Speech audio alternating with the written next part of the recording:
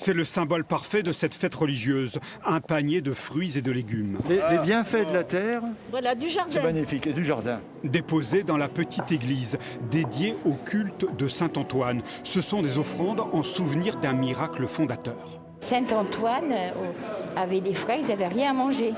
Alors il a demandé à la servante d'aller chercher des légumes au jardin. Il pleuvait à torrent.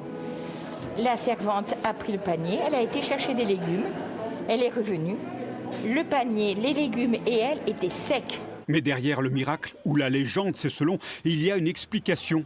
Ce récit est une manière d'évoquer le rapport des hommes à la nature. C'est clair que dans le contexte actuel de la planète qui se détériore, de tout ce que l'homme détruit, alors que l'homme est capable tellement de belles choses, il sait aussi être vraiment destructeur. Ce rappel à l'ordre résonne cruellement aujourd'hui avec la crise sanitaire qui n'épargne pas cette fête ancestrale. Nombre limité de fidèles, masques obligatoires, gel sur les mains, distance physique et un sentiment mélangé de colère et de fatigue chez ces gardiens du temple. Avec cette crise, on commence à se lasser, on commence à se fatiguer.